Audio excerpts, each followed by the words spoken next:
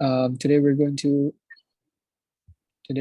going to review the brachial plexus. I'm going to be going over some basics and then really trying to highlight what's important for the purpose of your exam, and then we're going to do some questions to practice. If you have any questions, feel free to put them in the chat. Okay.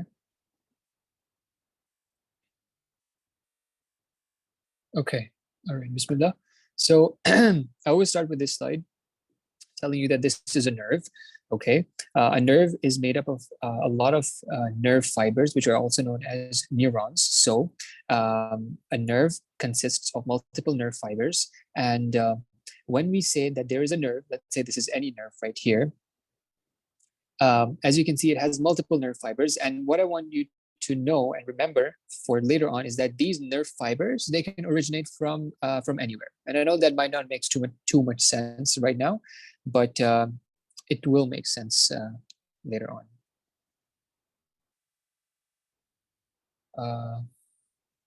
I am having trouble sort of switching between letting people in, etc.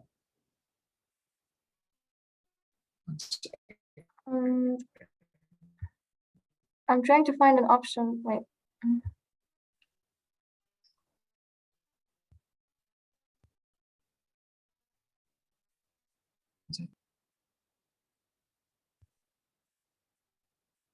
This nerve has a lot of neurons from different origins. And I said this might not make sense right now, but it will later on. So quick introduction to myself. I'm Safwan, 5th year. And today we're going to talk about the brachial plexus and its injuries. Okay. We're going to review the formation of a spinal nerve. We're going to talk about what is a nerve plexus. And then we're going to talk about the brachial plexus, and then we'll go over some of the injuries. I've tried to orient this talk to your lecture as much as possible and then simplify it even further so you don't have much problems in understanding. Okay. We have our central nervous system, which consists of the brain and the spinal cord. I'm going to highlight the spinal cord right now. Okay. And for the purpose of the brachial plexus, we're really just concerned with the spinal cord, because from the spinal cord, we have these nerves coming out, which are known as spinal nerves. Okay. And we're going to discuss in details how these spinal nerves actually form. But for now, know that we're going to incorporate the spinal cord in the formation of the spinal nerve. So what we're going to do now is that I'm going to take a transverse section of the spinal cord, let's say at this level, okay? And then we're going to see how it looks like on a cross section. So you can see here that this is the spinal cord, okay? The spinal cord consists of the white matter, and it consists of the gray matter. And it's important that you should know that the white matter of the spinal cord are myelinated axons, and the gray matter in the spinal cord are basically cell bodies of the neurons. Okay. Again, I assume you guys know the basic structure of a nerve fiber, which consists of a cell body and an axon and maybe dendrites. So the gray matter is where the cell bodies are, and the white matter is where the myelinated axons are. Another important thing that you should know is that what myelinates the axons is Schwann cells and oligodendrocytes. If you didn't study it, that's fine. This is the anterior part of the spinal cord. This is the posterior part of the spinal cord. When we talk about the nervous system, we can replace the word anterior with ventral and posterior with dorsal. It's to say posterior or dorsal. I mean the same thing when I'm talking about the nervous system, and in other places as well. But like right now, we're focused on the nervous system.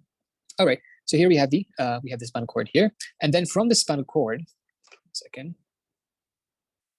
So let's say that we have these motor neurons here. Motor neurons are responsible for the motor function, which is the, contraction of muscles, etc., etc. So let's say that in the anterior part of the gray matter, which is this part of the gray matter, we have the cell bodies of the motor neurons. Okay, these cell bodies of the motor neurons will send out their axons into something that we call the ventral root, or the anterior root of the spinal. Here, this thing right here, It only consists of motor fibers that are coming from the anterior gray horn. Okay. Okay. Now let's talk about the posterior side. On the posterior side, we have something called, which we call the dorsal root. Since we have a ventral root, we're going to have something called the dorsal root. In the dorsal root, we actually have sensory neurons coming in. Okay, sensory neurons coming in. So the cell bodies of the sensory neurons don't actually lie in the posterior part of the gray matter. They actually lie outside the spinal cord in something that we call the dorsal root ganglion. Okay. Now, when we talk about the central nervous system, think of it as the main center, the mastermind of the body. So we have to have information coming in the central nervous system, and then we have to have information going out. All right. So what brings in the information is the dorsal root. This is all the sensory information that is coming in. This includes your pain, temperature, touch, vibration, all the different types of sensations. And then, as I said, it's the mastermind. So we have information coming in, and then we have information going out. The information goes out through what? Through these fibers, through these motor fibers, which are part of the ventral root. So is everything clear thus far?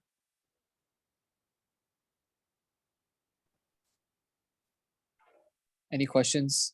Okay, great. Sorry to interrupt, but regarding the problem we're facing, can you please check if you have the option of allowing people to join directly? I'm really sorry for the disturbance. It's okay. It's okay. Let me see. I think those kind of settings only come with, 1 second.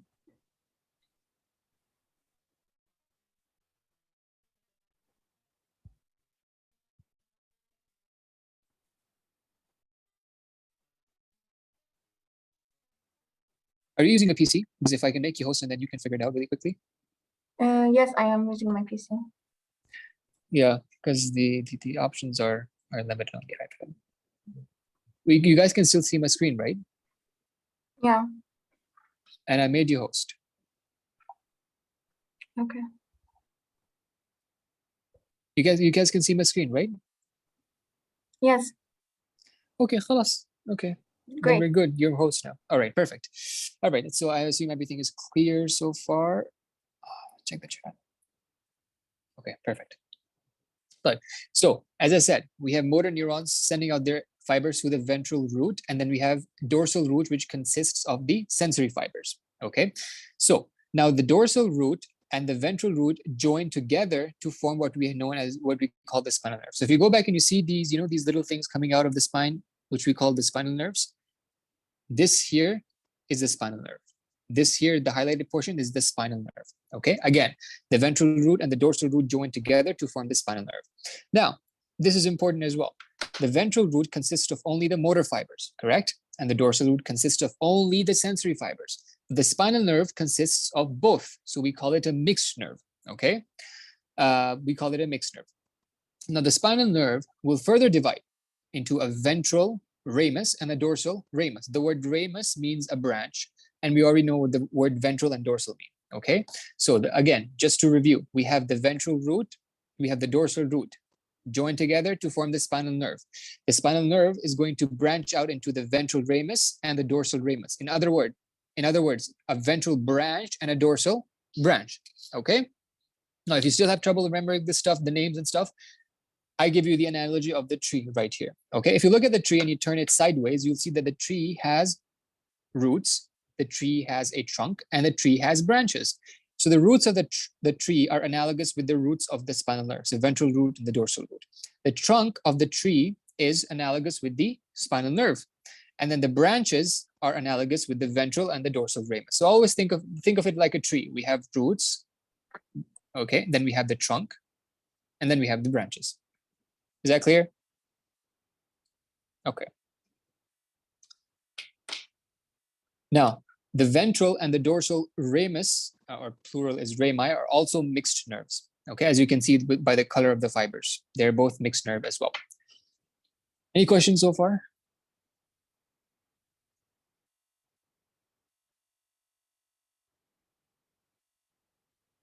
Seem not. All right, now we're going to talk about the brachial plexus. Just quick basics. The word brachial is from the word brachium, which means arm. Okay, so we're going to talk about something related to the arm. I guess you guys already know that by now. What does the word plexus mean? Okay, the word plexus coming from the word plector, which means this thing right here, which is to braid. Okay, and as you can see, these hair strands, these hair fibers are interconnected in a network. Okay, they join and they branch out, to form sort of a network of hair fiber, and that's what the word plexus means. It means a network, and this is important because when I tell you the word network, I want you to remember everything is interconnected. Okay, everything is interconnected. Now, yes, the brachial plexus is a plexus or a network of nerves, but we also have network of blood vessels. Okay, we also have plexuses of blood vessels. Not the point of discussion right now. I've also added this thing right here, this picture right here, just to emphasize the fact that this is a network. Everything is interconnected. Further, when I say network, I want you to remember two words, which are connections and branches. And that makes sense, right? We connect and then we branch out to make a network. And that's what a plexus essentially is. So if you look at these are some of the plexuses that we have in the body. This is the brachial plexus. We're going to talk about this. We have the cervical plexus. You'll probably take it in second year. We have the lumbosacral plexus, which you already probably took by now or already are taking it. So as you can see, it's like a jumble of nerves, right? So lots of connections and a lot of branches. Okay, connections as you can see here, and lots of branches. So we have connections and then we have branches. And that's essentially what a plexus is. This is going to become important later on. All right, so if we want to talk about the brachial plexus, we have to give you a little bit of introduction on the spinal nerves in a little more details, okay? So we have 31 pairs of spinal nerves, which means that we have 31 on each side. We already discussed how a spinal nerve forms. So essentially, all we're going to discuss now is the number of spinal nerves, okay? Now, I want you to think of your spinal cord, which is like this, basically. I want you to think of your spinal cord as a building, okay? And this building has many floors. So let's say we have a floor here, a floor, this is one floor, and then we have a floor here, then we have multiple floors. We have multiple floors in the building. And each set of floors is given a name, okay? So let's say the topmost floor is given a name, the middle floor is given, the middle bunch of floors are given a name, and so on and so forth, okay? I want you to think of the spinal cord like this. So let's go to the actual thing. Forget talking about analogies and go to the actual thing. This is the spinal cord. The spinal cord runs in your backbone. This is your backbone. These are your vertebral bodies. I assume you guys know what that is by now. I think you took it in foundation maybe.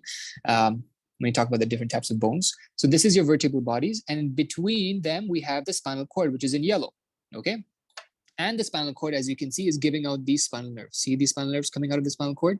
These are your spinal nerves, all right? Okay, now I said we have 31 pairs of spinal nerves, right? These spinal nerves are coming out of the spinal cord. The spinal cord, as I said, we have to divide it into floors. Now let's name those floors. We have the topmost floor that we call the cervical region, okay? The topmost floor is known as the cervical region. Why is it called cervical region?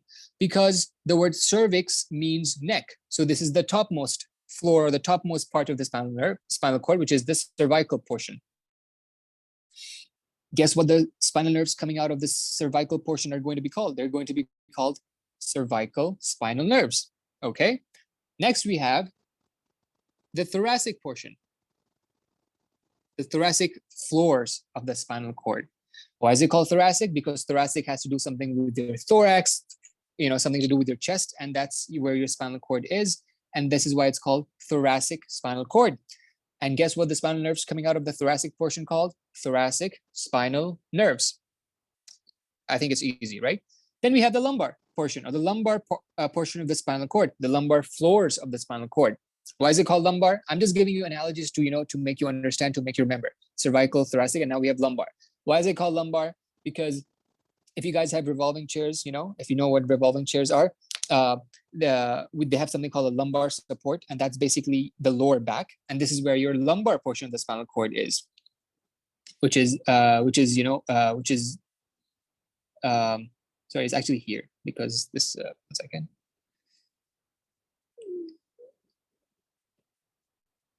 Okay. Thoracic, this is your lumbar portion. And the lumbar portion of the spinal cord is basically the lower back. Guess what the spinal nerves coming out of the lumbar portion called? Lumbar spinal nerves, okay? Okay. Then we have two more floors of the spinal cord. We have the sacral spinal cord, and then we have the coccygeal, okay? You just have to remember them. I don't really have a particular analogy for them, okay? Now, the naming of the spinal nerves is relatively simple as well. Every spinal nerve has a letter and a number, okay? The letter corresponds to the first letter of the portion of the spinal cord that the spinal nerve is coming out from.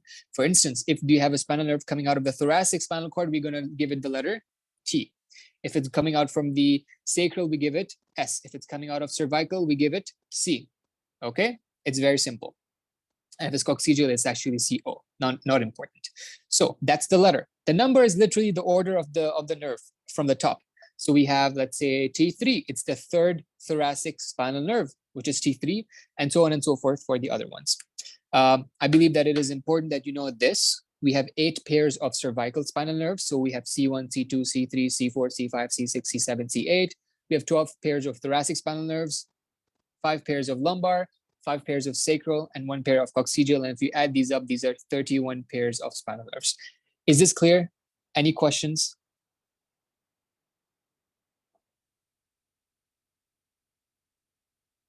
All right, I assume not. Okay. Now, the rule of thumb. So remember, if you go back to the spinal nerve, actually it's right here. If you go back to the spinal nerve, we just talked about the spinal nerves in details, right? The number and the naming and whatever. So if you go back to the spinal nerve, we said that it has a ventral ramus and a dorsal ramus. We have to know what each of these form. The ventral ramus of a spinal nerve, or the anterior branch of a spinal nerve, is what forms the plexuses. So we have the different plexuses in the body, right? The nerve plexuses. They're only formed by the ventral ramus or the ventral rami of the spinal nerves. Okay. The dorsal rami, which is this one right here, they never form any plexuses, okay? They only supply the muscles in the skin of the back. Just remember it like that, all right? So the dorsal ramus, the dorsal branch, the posterior branch of the spinal nerve never forms any plexuses. It's only the ventral ones that form plexuses. And is it all the ventral ones that form the plexuses? No, it's only, it's all the ventral rami of the spinal nerve form plexuses except for the thoracic ones, except for thoracic T2 to T11 and in some sources T12. These are the only spinal nerves which do not contribute to formation of any plexuses. They form the intercostal nerves, which are between your ribs. Okay, not so important right now. Review: ventral ramus form nerve plexuses. Dorsal rami never form nerve plexuses. The only ventral rami to form nerve plexuses are all except for the thoracic T2 to T12. Is that clear? Yes. Okay. All right, quick question. Just type the answer in the chat. A spinal nerve is formed by the union of blank and blank.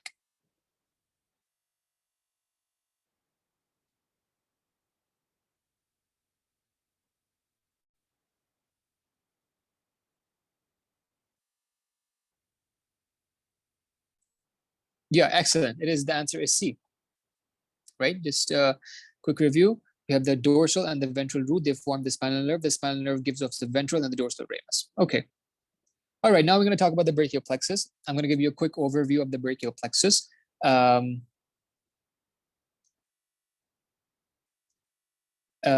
brachial plexus is formed by the anterior rami of C5 to T1 spinal nerves, and I am quite confident that you guys know what this sentence means.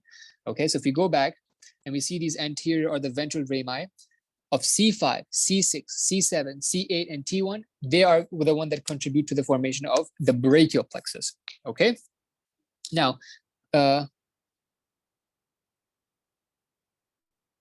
yes, we also have sympathetic. I can go over it later on, but it's not important for the brachial plexus. Yes, I know it's, I don't know if you guys actually took it or not. Did you guys take the sympathetics and the white and the gray rami? Okay, type. I'll write it down and I'll go over it in the end. Okay, it's not that hard. It's very simple actually. But this is important for the brachial plexus particularly. Okay, so C5 to T1 spinal nerves, anterior rami form the brachial plexus. The brachial plexus goes from medial to lateral. It goes under your clavicle, over your first rib, and it enters into your upper limb. And that makes perfect sense because the word brachial from the word brachium means the arm, means the upper limb. So the brachial plexus has to supply the upper limb, okay? Now the components of the brachial plexus, I am quite sure that you guys are familiar with it.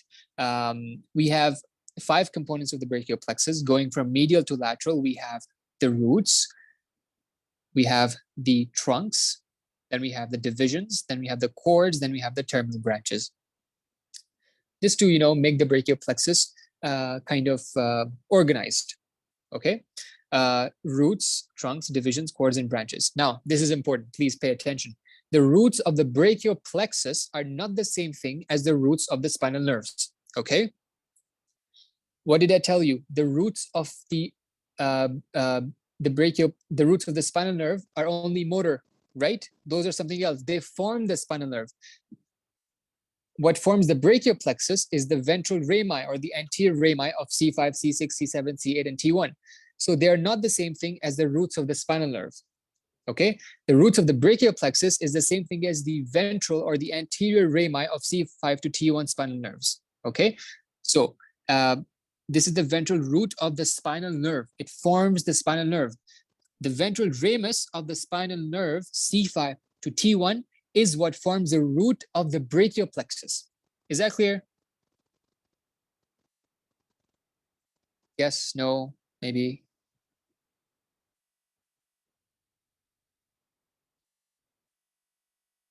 Okay, all right.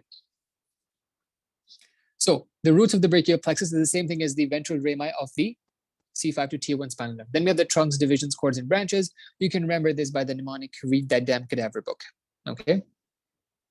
This is a cadaveric picture. I'm sure you guys have seen it down in the lab. This is another diagram. As you can see, we have the roots, then we have the trunks, then we have the divisions, cords, and then branches. This is a much simpler diagram. We're going to come back to this diagram towards the end after we do the schematic diagram. All right, so this is what the brachial plexus looks like. If you go down in the lab, I'm sure you guys have seen this already. It looks very jumbled up. You know, you can't really tell the difference between an artery and a vein and a nerve unless you touch it maybe. Even then at times you can't. So we're going to try and simplify the actual thing, and then we'll go from there, okay? So here we have the roots, trunks, divisions, cords, and terminal branches, all right? So we have C5 to T1, spinal nerves, ventral rami. They're what contribute to the formation of the brachial plexus, right? So the roots of the brachial plexus is the same thing as the ventral rami of C5 to T1. And if you guys remember, one of the first things I told you is to remember the word connections and branches, because that's what a plexus is. It's a lot of connections and a lot of branches. So expect stuff to connect together and expect stuff to branch out, okay? So we have the roots of the brachial plexus, which is the same thing as anterior rami of C5 to T1 spinal nerves. And now from now on, I'm actually just going to refer to them as the roots of the brachial plexus, all right? So we have C5 and C6 roots join together, connect together, remember the word connection, and C8 and T1 roots connect together or join together, okay? And T7 continues alone. And it's simple enough to understand that. The first two join together, the last two join together, and the middle one continues alone, okay? So C5, C6 join, C8, T1 join, and C7 continues alone. Now, as I said, connections and branches. So things, when they connect together, they form the next component of the brachial plexus. So when the roots connect together, they form the next component of the brachial plexus, which is trunks, okay? So the C5 and C6 join together to form the superior trunk, the C8 and T1 join together to form the inferior trunk, and then the C7, which continues alone in the middle, forms the middle trunk. And that makes perfect sense as well. Superior trunk is on the top, inferior trunk is at the bottom, and the middle trunk is in the middle. There's nothing, you know, there's nothing too complicated about that. Now, again, the word connections and branches. The trunks are going to now branch out to form the next component of the brachial plexus, which is divisions. Every trunk gives off two divisions, one anterior and one posterior. So let's draw them out. We have superior trunk giving off the anterior and the posterior division. Same goes for the middle trunk, and same goes for the inferior trunk. Now the divisions are going to connect together, remember the word connections, to form the next component of the brachial plexus, which is cords. The anterior division of the superior and the middle trunk, as you know, are joining together to form the lateral cord. All the posterior divisions join together, the posterior division of the superior trunk, the middle trunk, inferior trunk, to form the posterior cord. And the anterior division of the inferior trunk continues along to form the medial cord. Again, the anterior divisions of the first two trunks, superior and middle, join together to form the lateral cord. All of the posterior join together, and that's easy. All of the posterior divisions join together to form the posterior cord. Even the naming is easy. All the posterior divisions join together to form the posterior cord. Simple. And then the anterior division of the inferior trunk continues along as the medial cord. Now, why are these things named lateral, posterior, and medial? If we said, superior, inferior, and middle, and that kind of makes sense, because if we have something superior, we're going to have something inferior, and then we have something in the middle. The naming doesn't make doesn't cause any confusion. It makes perfect sense. When we talk about the divisions, one is anterior and one is posterior. The naming of the divisions doesn't make sense either. But the naming of the cord is a little weird. We have something that's lateral, so we should have something that's medial. But where is this posterior coming from? Okay. Now, the reason that they are named lateral, posterior, medial is because of their relation to a very important structure, which is the second part of the axillary artery. The lateral cord is lateral to the second part of the axillary artery. The medial cord is medial to the second part of the axillary artery, and the posterior cord is posterior to the middle part, the second part of the axillary artery. Is that clear so far? I know I'm rushing because I want you guys to finish a little bit earlier. I think you guys already know this. I'm just quick going over it as a review, and then we're going to try to solve questions, inshallah. Okay. Lastly, we have the terminal branches, right?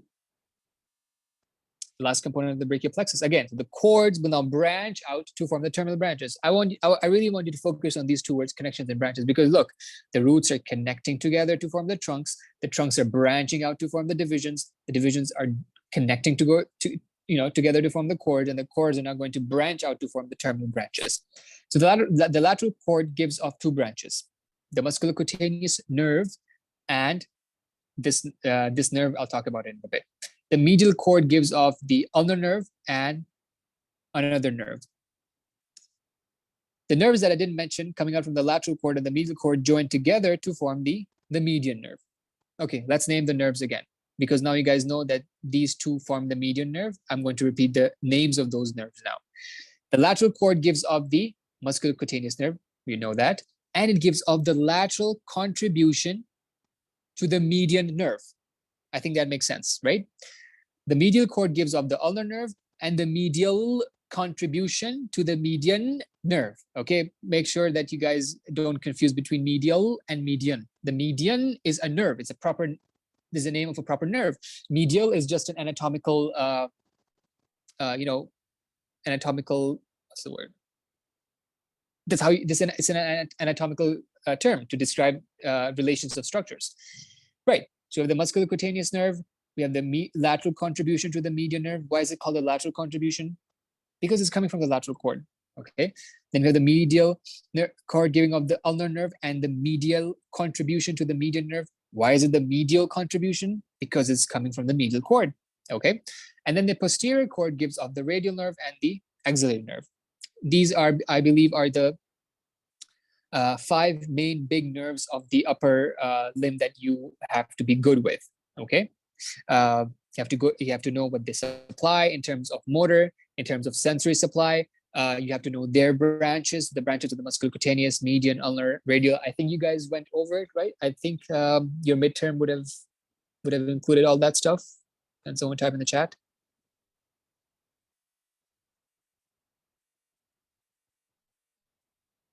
Yes. Okay. Perfect.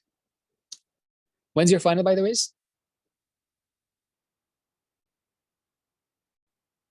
This Thursday? Wow, okay. Okay, all right, let's review quickly. All right, so we all know the M, right? This is the M, very helpful for the for the wet lab recognition of the brachial plexus. So if you know, this is the musculocutaneous, median, and ulnar. So if you look at the M, the lateral part of the M would be the musculocutaneous nerve, the medial part of the M would be the ulnar nerve, and the thing in the middle would be the median nerve. I think that's clear. All right, we have some extra branches of the brachial plexus, which I like to call the purple branches because they're purple on my slides. The different components of the brachial plexus give off extra branches. Okay, they're not the terminal branches because they're not at the end of the brachial plexus, but there are branches coming off of the brachial plexus. So the roots give off branches. We have the dorsal scapular nerve, we have the long thoracic nerve, and the contribution to the phrenic nerve. The long thoracic nerve, as you know, is very high yield, very important for you guys to know for your exam. Okay. I'm not sure about the other nerves that I'm going to talk about, the other purple branches, because I haven't given MSK in like 4 years. But if you guys focused on it in your labs and your lectures, please know those nerves as well. But I'm going to really quickly go over them, okay? But the long thoracic nerve, as you know, is very, very important. What are the, where does the long thoracic nerve come from? It comes from, let me just draw it out. It comes from C5, C6, and C7 roots, okay? And this is important. C5 also gives off the dorsal scapular nerve and contribution to the phrenic nerve. Okay, the trunks give off also branches. The superior trunk gives off the suprascapular nerve and the nerve to subclavius. And that's it. The divisions don't give off any branches.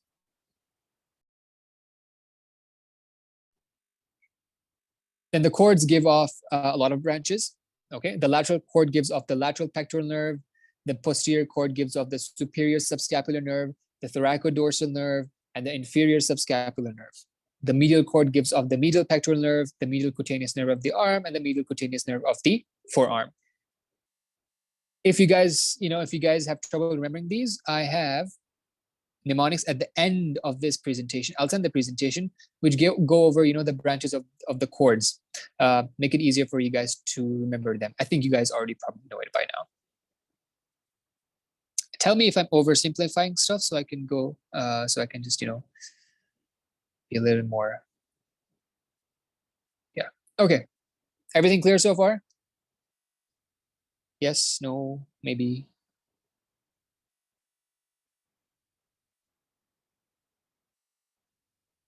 All right.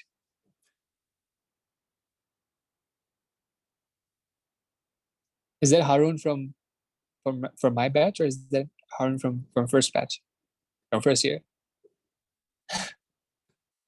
Oh, really? Okay, nice. I think you know the Harun from 5th year as well. Okay, Harun Masoom. Excellent.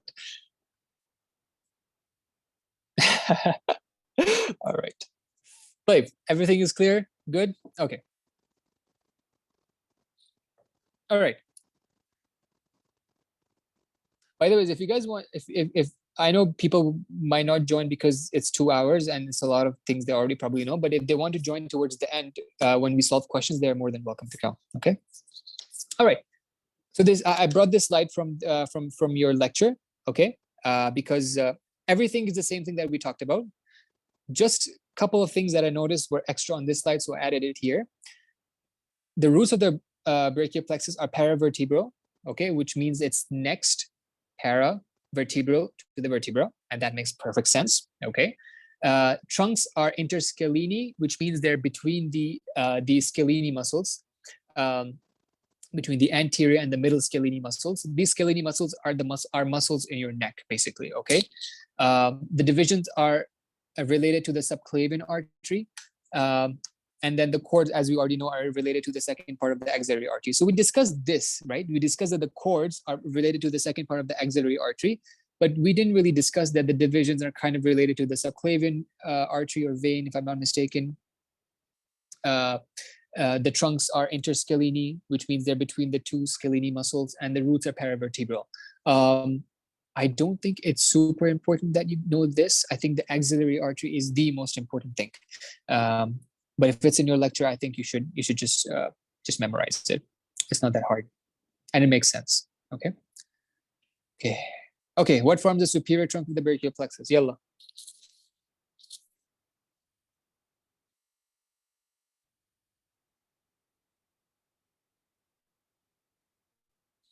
Yalla, recall, guys, come on. It's very simple.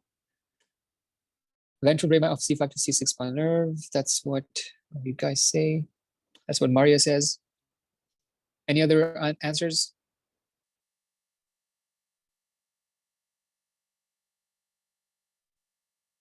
Okay. Yeah. Okay, we have another answer. We have D. Good try. All right, so the answer is A. Okay, so let's go back. Let's go back quickly. All right, so the roots of the brachial plexus, as I said, is the same thing as the ventral rami of C5 to T1 spinal nerves. So if the question says ventral roots of C5, C6 spinal nerve, or that, that's not correct, because the ventral roots of the C5, C6 spinal nerve basically contain all your motor or your motor fibers. If someone says dorsal rami, you just stop them right there, because the dorsal rami never form any plexuses anyways. So it's either A or it's D. Now, why is it A and not D? Because if you look at the schematic diagram, you will see that the superior trunk is formed from the union or connection of C5 and C6 roots, also known as C5 to C6 ventral rami. C7 rimmer continues alone. So quick thing to remember, first two join, last two join, and the middle one continues alone. Is that clear?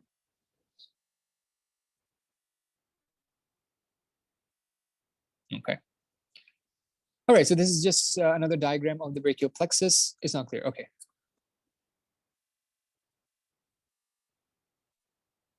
Okay, we have roots of the brachial plexus, which are basically the same thing as the anterior rami or the ventral rami of C5 to T1 spinal nerves. Is that part clear, Jude? Sorry, Judy. Okay, excellent. Now, the ventral rami of the spinal nerves are the same thing as the roots of the brachial plexus. Clear. Now, C5 and C6 roots of the brachial plexus, or C5, C6 ventral rami of C5 ventral rami join together to form the superior trunk. C8 and T1 ventral rami, or C8 and T1 roots join together to form the inferior trunk. C7 continues alone as middle trunk. Now is it clear? So the question was asking what forms the superior trunk of the brachial plexus and is the ventral rami of the C5 and C6 spinal nerves. Okay, perfect. Just another diagram of the brachial plexus. Now the root values of the spinal nerves. This is something that I like to talk about. Okay, the root values of the spinal nerve is basically telling you what part of the spinal nerve, which spinal nerves give their fibers or donate their fibers or contribute their fibers to the formation of a terminal branch. Let me simplify that. Let's say that we have here the spinal cord, and then we have spinal nerves. Let's say C5. Let's say these are basically the ventral rami. Simply, these are the ventral rami, okay? And then they form the brachial plexus, which I'm just going to basically do this, and then we just make a bone, connections and branches. Let's say this is in the middle. All this stuff is the brachial plexus. Okay, this is the brachial plexus, and the brachial plexus gives off branches. Let's say we have the musculocutaneous nerve, we have the radial nerve, we have the median nerve. Okay, all right.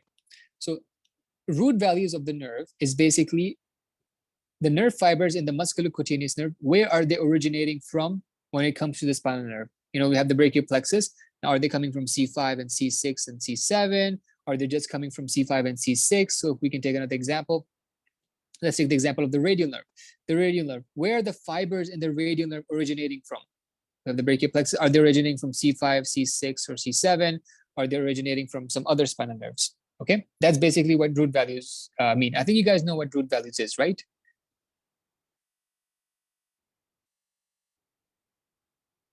Right?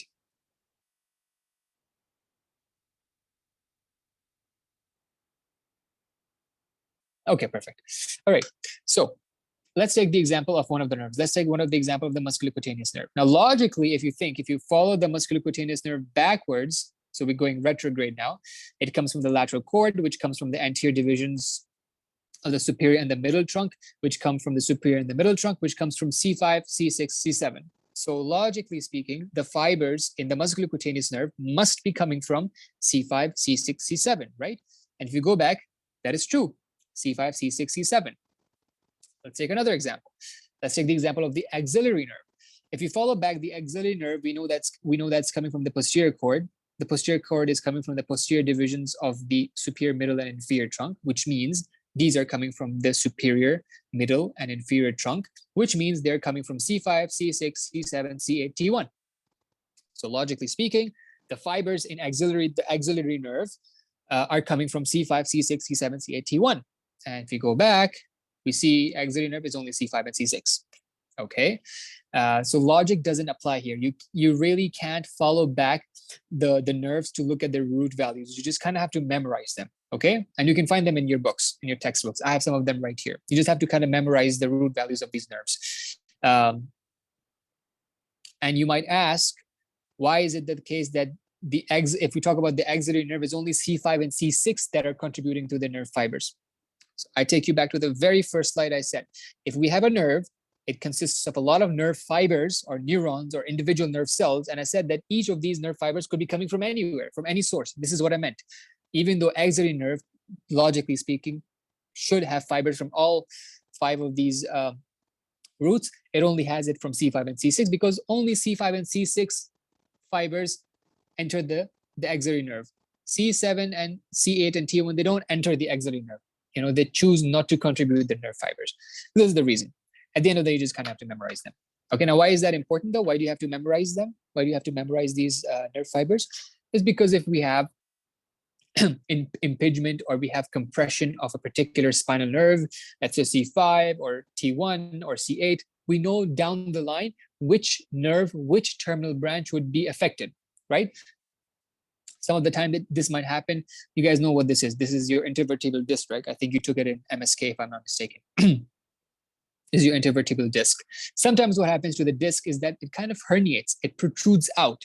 It sort of, protrudes out from its original position to impinge or to compress on a spinal nerve. Let's say that this spinal nerve was C5.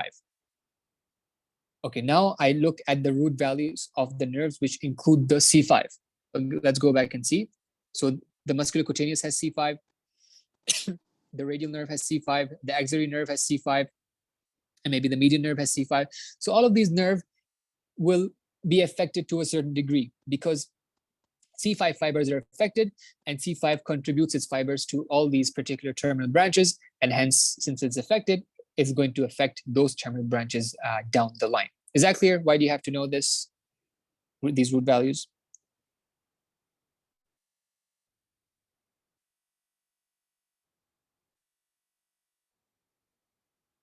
Okay. Any questions so far?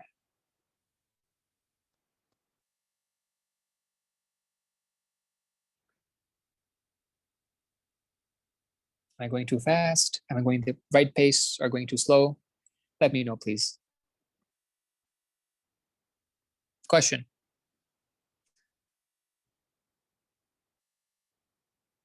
This is good. Okay.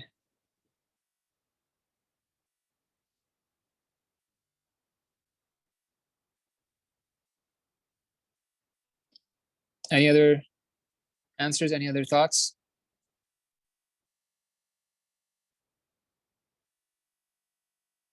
Yeah, the answer is A. Perfect. Which part of the axillary artery to be specific?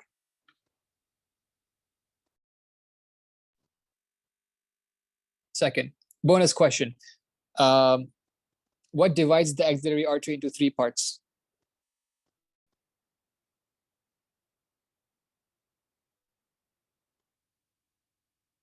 Anyone knows that?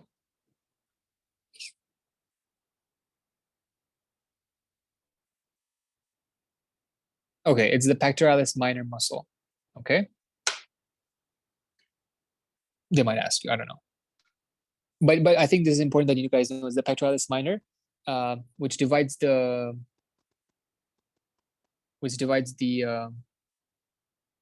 let me show it to you guys. Pectoralis minor.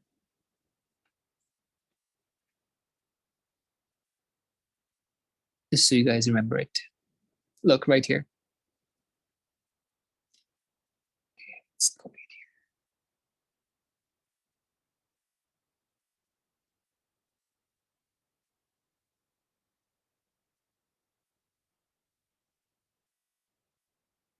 Okay, quickly. So let's see, this is the pectoralis minor muscle right here. As you can see, this is your subclavian artery, which forms the axillary artery. You guys took this, right? You guys took the artery of the upper limb. You should know this maybe. This is the pectoralis minor. The part of the axillary artery before it is called the first part. The part which is after it's called the third part. And the part which is under the pectoralis minor is called the second part. And this is what the cords of the brachial plexus are related to. Okay, I think everything's clear so far. Okay, functions of the nerves. I think you already know this as well. Nerves could supply motor function, they could supply sensory functions, and they could supply both. When we talk about the brachial plexus specifically, when we say motor function, we mainly just mean muscle movement, okay? Muscle contraction, which brings about the movement. When we talk about the sensory function of the nerve, we're talking about the sensation from the skin, okay? From a particular part of the skin. Are mixed nerves, which carry out both functions. Now, can anyone tell me of a nerve which is pure sensory?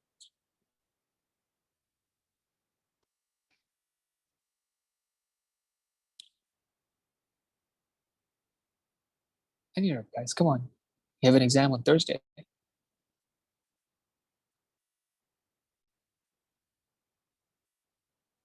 Yes, so which cutaneous nerve? You're right, you're very right. You can just name something specific. My question is, can you name a pure sensory nerve, which only carries out sensory function, which only has sensory fibers?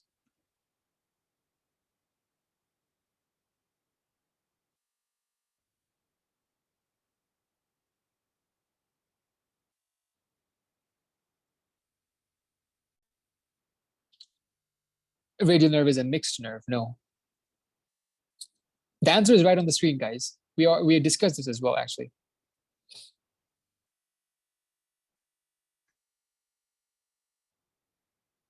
No, forget about the cranial nerves until second year, second semester.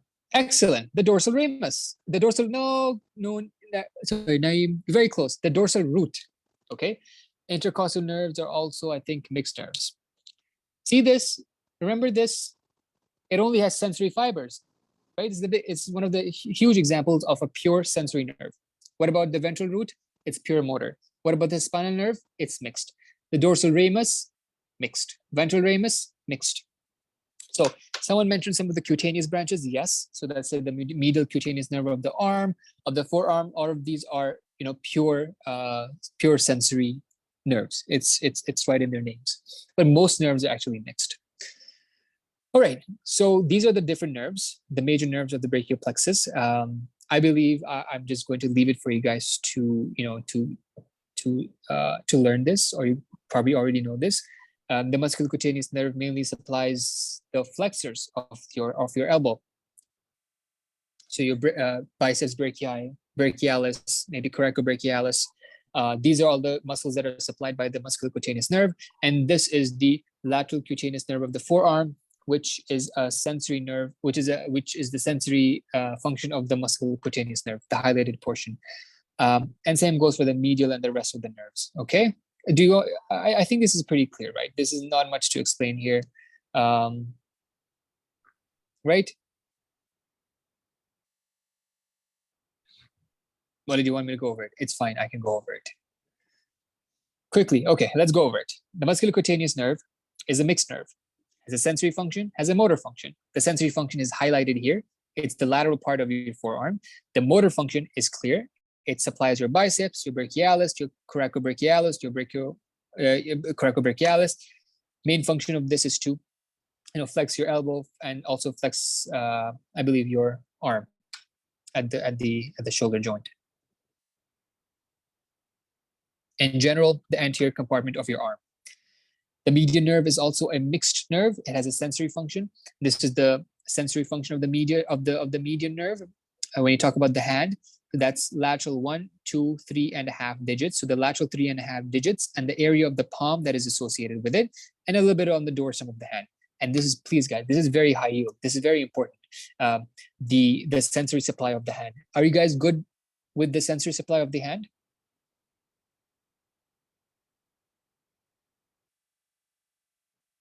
Let me ask you. What supplies this portion of the hand, that one that I'm highlighting in red? Which nerve?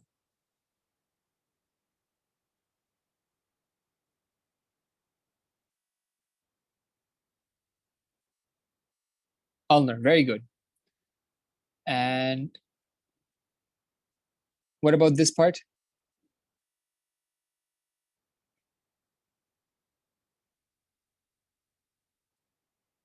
The radial nerve, yes. This is the ulnar nerve. This is the radial nerve, as you can see here. Okay. The median and the ulnar nerve also supplies some muscles of your forearm. Okay. And then the ulnar nerves also supplies the muscles of the hand. Can anyone name two muscles of the hand, so intrinsic muscles of the hand, that are supplied by the median nerve? You guys should probably discuss this if you take a lecture or a review on the hand, but I'm just asking as a quick quiz. My question is, which muscles in the hand, so the intrinsic muscle of the hand, is supplied by the median nerve?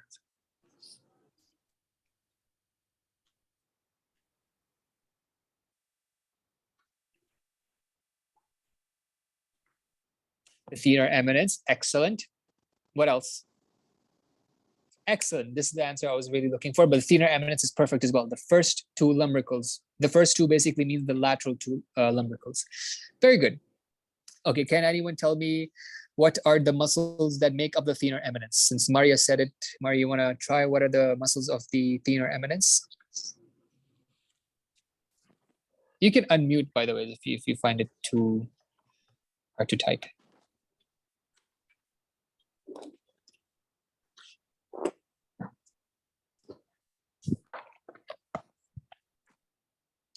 I believe someone is unmuted.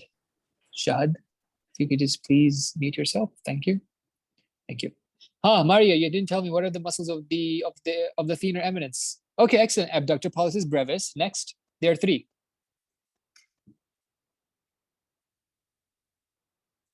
Help her, guys.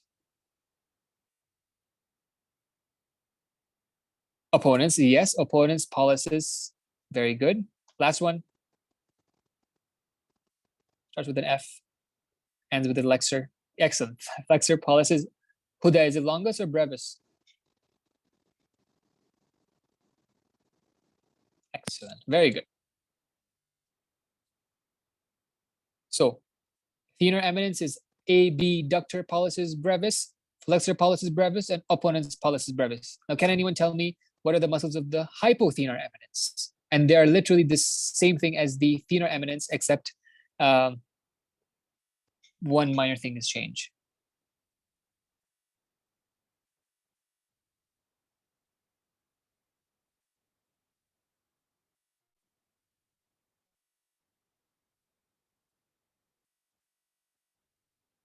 Any ideas? It's actually brevis, it's flexor pollicis brevis. Yes, so what digiti minimi? Yes, that's the thing that's changed. Very good. So it's abductor digiti minimi, flexor digiti minimi, and opponents digiti minimi, which is the same analogy with the thenar muscles, except now we're talking about the pinky and not the thumb. Okay, just a quick way to remember stuff. All right.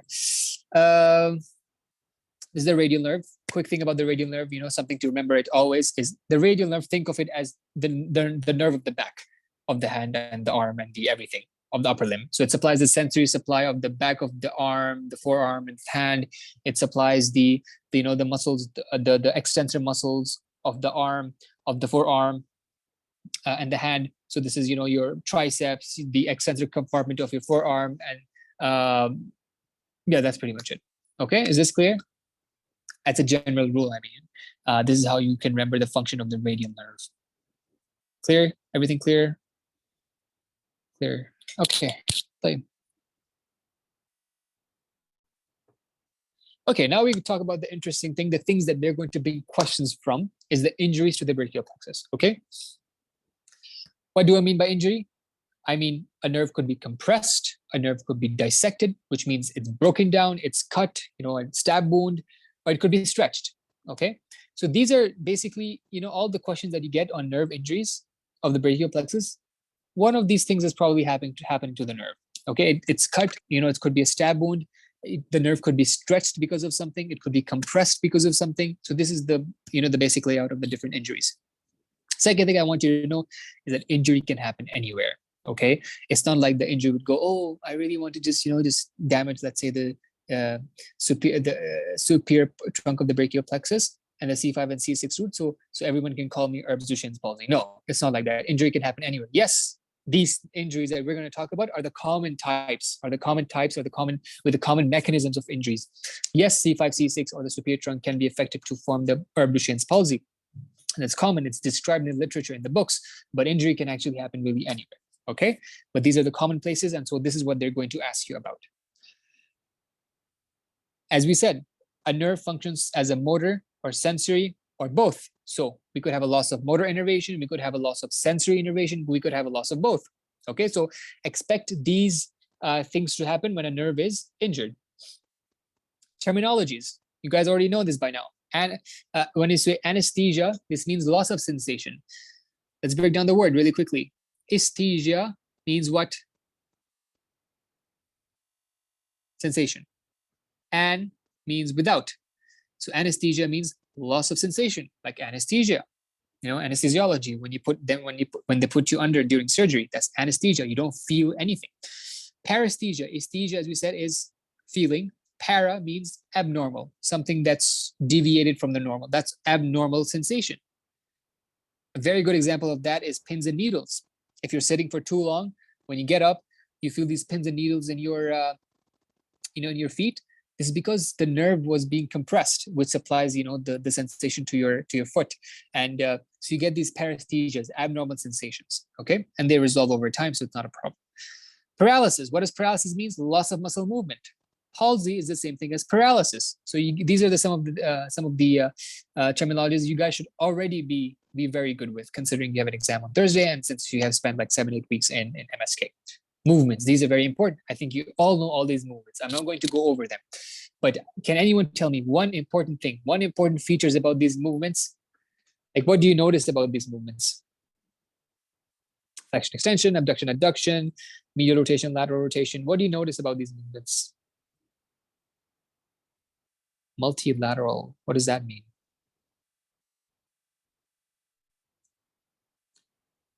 Okay, excellent. So all of your answers are correct. They're opposites to each other. They're opposites. They occur in pairs. Okay, so if we have a flexion, we have an extension. If we have an abduction, we have an adduction. We have a medial rotation, we have a lateral rotation. Okay, and circumduction is just a movement that combines all of them. If we have a supination, we have a pronation. So these are antagonistic movements, right? Why is this important? Let's say that if I damage, okay, going back, what is responsible for the movements? Muscles. What supplies the muscles? Nerves. Okay, just keep this train of thought in your mind. So if we damage the nerves that supply the muscles, we lose the movements that are carried out by the muscles. I just wanted to mention this, just to get things clear. Now, if I damage the muscles, or if I damage the nerve that supplies the muscles responsible for medial rotation of my arm, will I be able to carry out medial rotation? No, I will lose my medial rotation function. First thing. Next thing, my lateral rotators of the arm are functioning just fine. So what they're going to do is that they're going to over-exaggerate the lateral rotation movement. And so the patient is going to come to you. So the patient is going to come to you as in an arm with an arm that is laterally rotated because the medial rotators are lost. Okay, so let's say at rest we have a balance of medial rotation and lateral rotation. This is at rest. Okay, you're not doing any movement. Rest, a balance between the medial rotators and the lateral rotators. Now, if I damage the medial rotators, I tip the balance in favor of the lateral rotators. So they overpronounce the movement. They overpronounce the lateral rotation. And so the patient is going to come to you with an arm that is laterally rotated. Okay, now if I damage my lateral rotators of the arm, then the medial rotators will overpronounce and over exaggerate the movement, and so the patient will come to me with a medially rotated arm. Is this clear? And same applies for flexion, extension, supination, pronation, etc. Okay, so if I damage the flexion, my extension will be overpronounced. If I damage my extension, my flexion will be overpronounced. It doesn't really happen in every single case, but some of the policies that we're going to discuss, are based on this particular principle. So is this clear?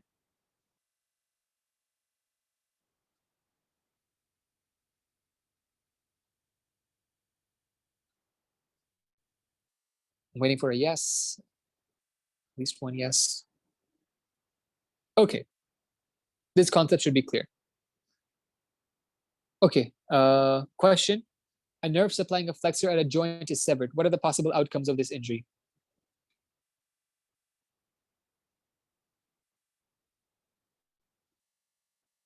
Okay. What else?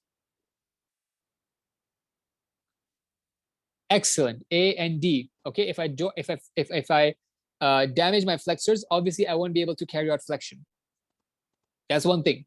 But my extension will also be overpronounced. So the patient will come to me with an extended joint. So I'm seeing requests for break. Absolutely, yes. Let's take a 5 minutes break and we'll be back by 6:20. Okay? Can you repeat? Okay, sure. I'm here. So a nerve supplying a flexor at a joint is severed, okay? Which means my flexion is lost, all right? My flexion is lost. For sure, I will not be able to carry out my flexion. That's for sure. But my extensors will overpronounce their function, so it will be overpronounced extension. Is this clear, Naeem? And if you want me to go into a little bit more detail, which is probably not required to you, okay, overpronounce means like at rest, the patient will have that particular movement. Okay, let me just go into a little bit more detail. Again, that is not required for you, but at rest, we have in our muscles called a muscle tone. Okay, this is just to explain you. We have something called a muscle tone. If you feel your muscles, even at rest, you will not feel them as completely flaccid. You will not feel them as completely limp. We will feel them having a little bit of a substance to them. And that's what the muscle tone is. If anyone loses their muscle tone, they'll just limp over. Okay? If you look at a dead person, if you look at the dead person and evaluate their tone of the muscles, there is no tone of the muscles. So it's going to be very floppy. Now, and this is at rest, okay? Now, if I want to make a voluntary conscious movement, let's say I want to flex my arm, my flexors would start working, okay? And they would actively flex my arm. They would contract the muscles to flex my arm, okay? The extensors will relax. So this is the whole idea of antagonistic movements. If the flexors contract, the extensors have to relax, right? Now, let's say that I damage my flexors altogether. One thing that will happen is that I won't be able to flex my arm, that's for sure, right?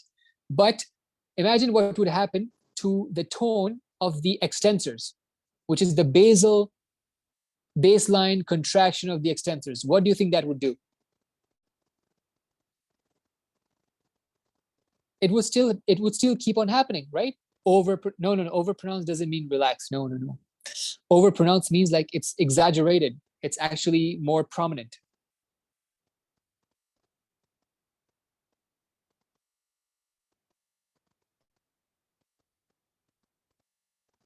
Yeah, because so now the extensors will be working too much, too extra, overworking, and that's why the patient will come to you with an overpronounced extension because he cannot flex, but he can extend very well. In fact, a little too well, and this is why the extensors are overpronounced. Okay, you're welcome.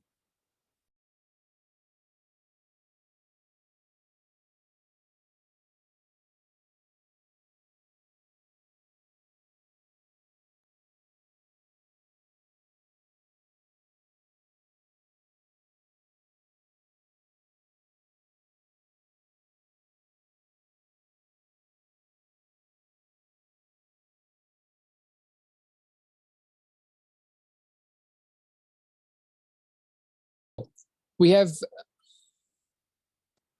Okay.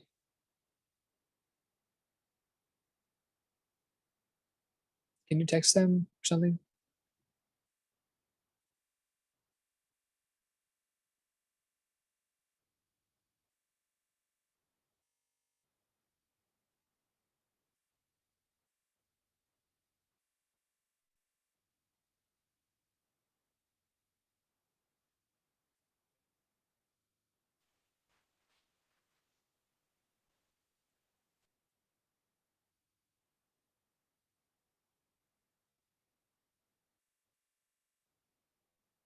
All right, so let's continue now.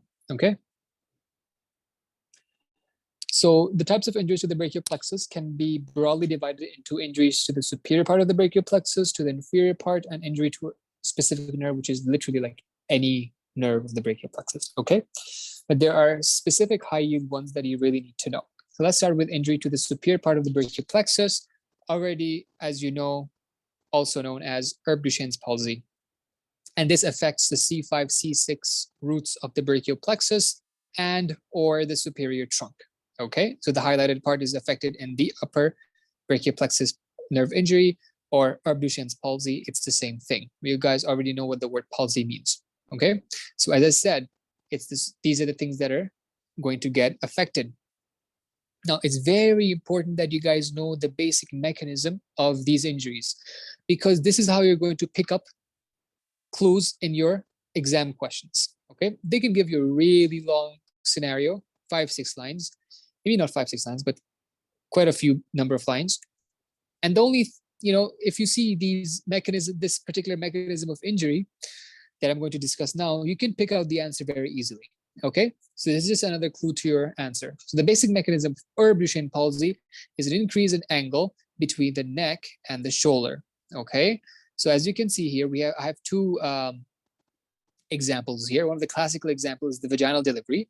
So the vaginal delivery, the baby is being pulled out by the obstetrician, which is the doctor who delivers babies. And as you can see, there's an increase in angle between the baby's neck and the baby's shoulder.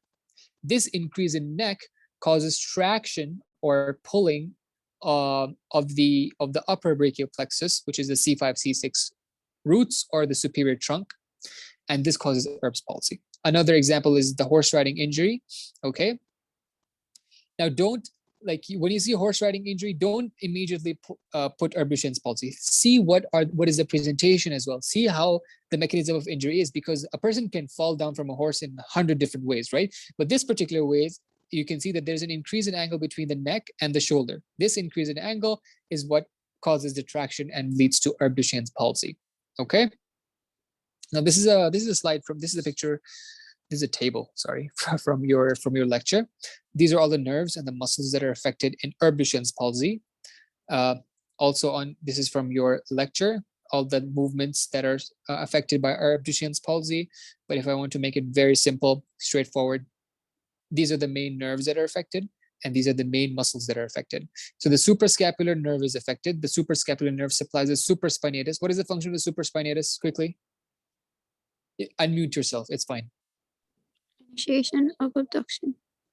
Excellent. It also supplies your infraspinatus. What is the function of the infraspinatus? Lateral rotation. Yes, excellent. Very good. So this is the nerve that is affected. These are the two main muscles that are affected. Axillary nerve is also affected. So it supplies the deltoid. Function of the deltoid, Yalla. Abduction up to 9 degrees after 15. Excellent, very good. Then it also affects the musculocutaneous nerve, and the main muscle that we are talking about right now is the biceps brachii. Function of the biceps? Flexion. Flexion and supination as Supination. well. Okay, excellent, very good. Okay, so if you guys see here, it's a really long list, right? But I think this is really what is high yield, in my opinion, because this is how you're going to know. This is how you're going to know how is the presentation of these patients. Okay. I come back to this. All right. So we discussed the muscles that are affected, and we discussed the movements that are affected. So those movements will not be able to, the patient will not be able to carry out all those movements. That's for sure. So the abduction is lost because of the deltoid. The lateral rotation is lost because of the infraspinatus. The flexion is lost because of the biceps. The supination is lost because of the biceps. So these movements the patient will not be able to do. But if you guys remember the concept that I told you, that I went over a few moments ago, the opposite or the antagonistic movements is now going to be overpronounced or over-exaggerated. So how is the patient going to present? If anyone wants to contribute, unmute.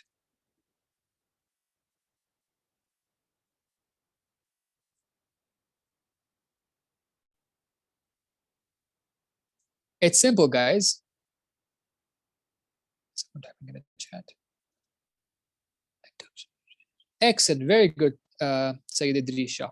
All right, so these movements are affected. The patient cannot carry out these movements, and so the opposite movements will be overpronounced. So the patient will come with an adducted upper limb, which is medially rotated, extended, and pronated. And what do we call this?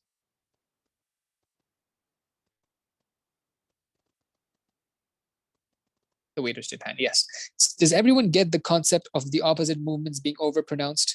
Is there any question related to that? Because this is the time to ask questions. Go ahead.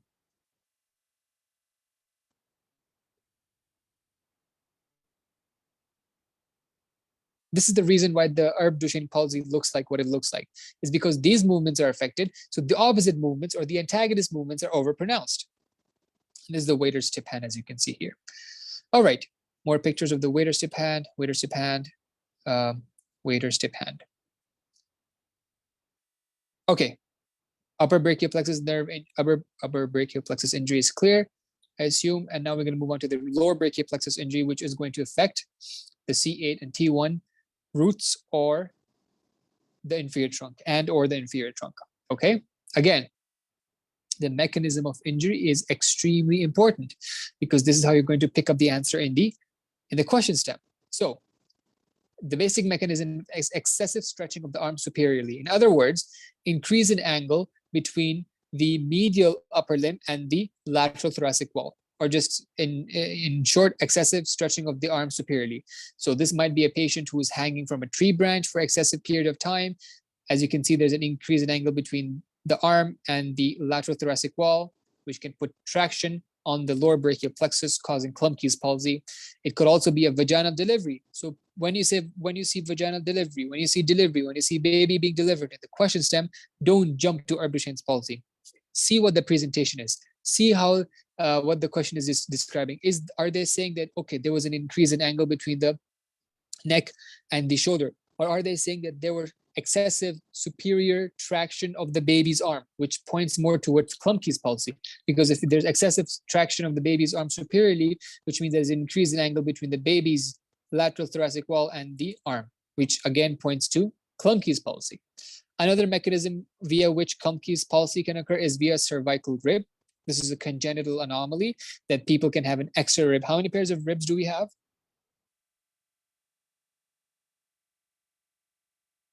We have 12 pairs of ribs, yes. So in these patients, there's an extra rib above the first rib, which is known as the cervical rib.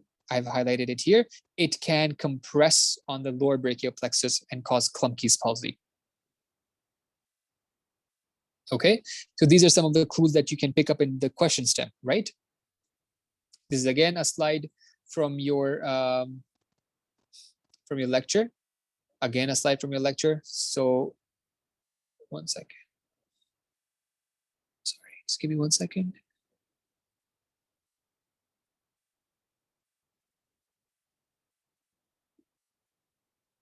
Okay.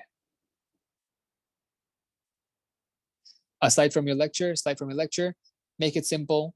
Klumpke's palsy affects the ulnar and the median nerves, and then the muscles that those supply, and the muscles that I really care about, to emphasize the presentation of Klumpke's palsy is really the muscles of the hand. But as you can see, these are all the other muscles that are affected by the ways, okay? But I'm just focusing on the muscles of the hand because this is what's important in explaining the presentation of people with Klumpke's palsy. Okay, so this is remember the ulnar and the median nerve are affected in Klumpke's palsy. If you go back here, as you can see, all the nerves here are just medial, ulnar, and maybe a little bit of radial, but really the more important ones is median, and ulnar. Okay, so the muscles of the hands are affected. These are the movements that will be affected. Okay, I would like to do this exercise, but I guess you guys are too advanced for this now. But so at these joints, the flexion will be impaired. Okay, if at these joints the flexion is impaired, what are these joints, by the way?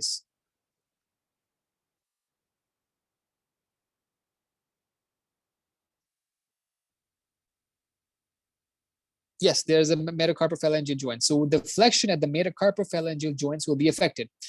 So what will the patient present with?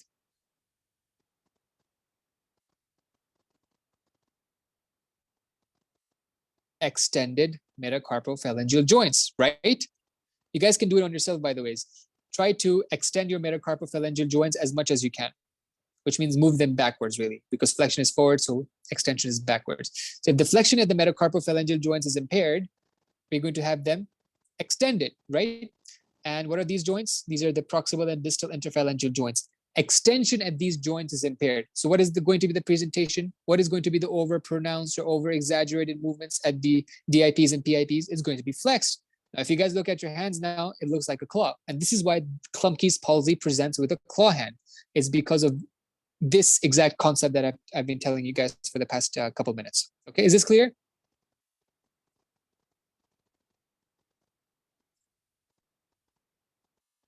Okay. Now, one thing that I saw on your slides was this.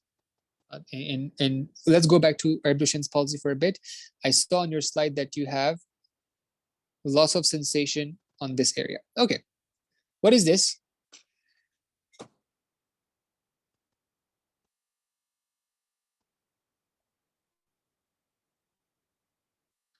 What is this? Excellent, the dermatomes. Okay, now tell me, in the upper brachial plexus injury or Duchenne's palsy, which roots are affected? C5 and C6. Okay, if you look to the dermatomes, you can see that the C5 and C6 occupy the lateral portion of your upper limb. صح? Can you guys see C6? C6 is right here, and this is C5. So this is where they will lose their sensation as well. So we talked about the motor manifestations in terms of the waitress tip hand, but they will also lose the sensation over the C5 and C6 dermatomes, which, as you can see, are here over the lateral aspect of the arm and the forearm.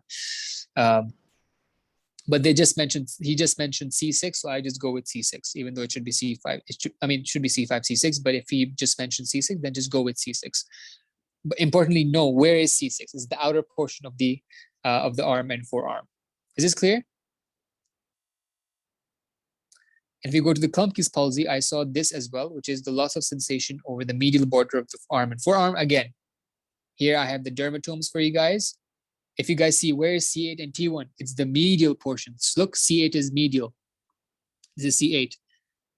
And T1 is also, this is T1 right here. See this green thing? That's T1. This is the medial portion of your upper limb. Okay, the medial portion of your upper limb, and this is where they lose the sensations as well. Is this clear?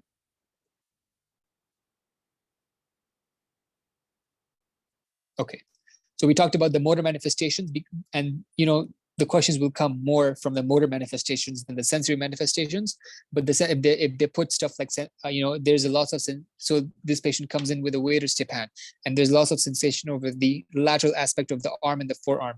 This clearly points to an Duchenne's palsy, and C5 and C6 are affected. So the loss of sensation part is just as an extra clue for the diagnosis. Same goes for Klumpke's palsy. In Klumpke's palsy, they might say this patient comes in with a weirdly shaped hand, a claw hand.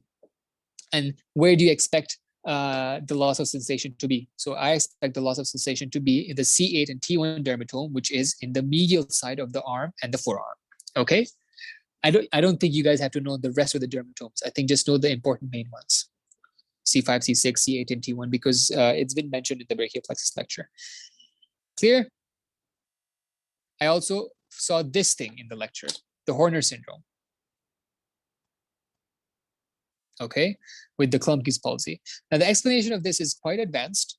You will learn this more in second year, but just bear with me. I'll just say something. If if this is not clear to you, maybe it'll become clear to you. But if I make it worse, then I'm sorry. You don't have to know this for your exam. Okay, I'm just explaining it to you, for the purpose of completion. Why is there Horner syndrome in Klumpke's palsy? You guys know what is Horner syndrome, generally speaking? What is affected in Horner syndrome?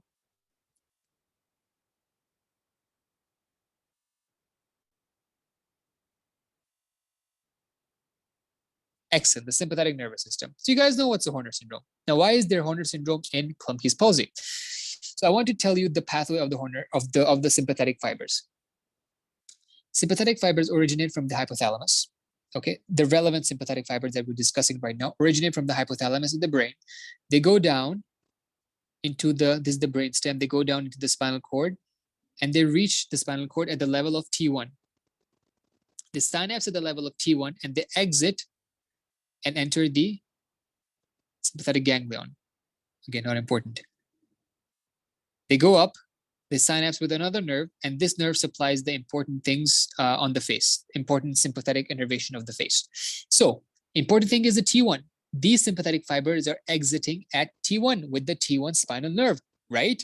And so if T1 is affected in Klumpke's palsy, sympathetics will be affected, and hence you will have Horner syndrome.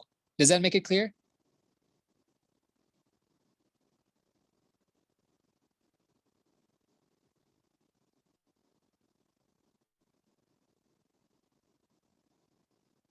Yes, no, maybe, make it worse. Okay, quickly, really quickly. It's not important though.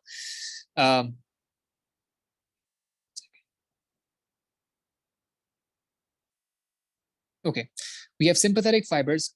First of all, Horner syndrome is what? It's the loss of sympathetic nervous system, which presents with the classic meiosis, anhidrosis, and ptosis, right?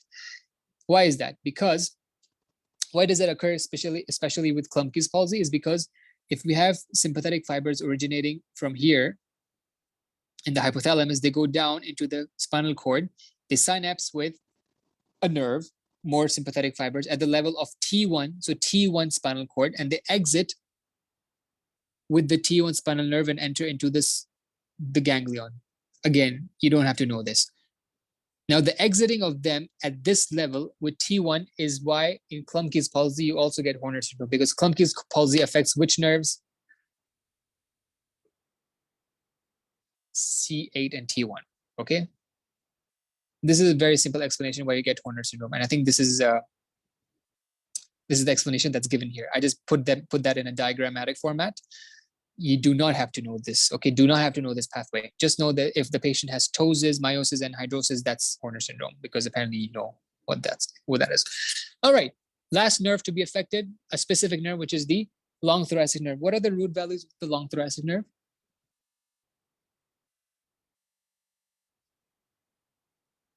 Yes, C5, C6, C7. Important, very good. Okay. The long thoracic nerve supplies your serratus anterior. So this is the long thoracic nerve, as you can see. It supplies your serratus anterior. What is the function of the serratus anterior?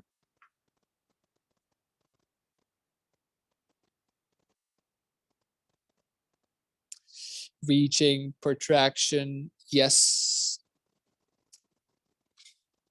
What else? The reaching part is also very important, okay?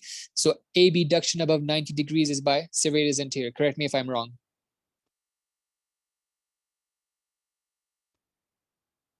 I'm wrong. Oh, wow. Are you sure? I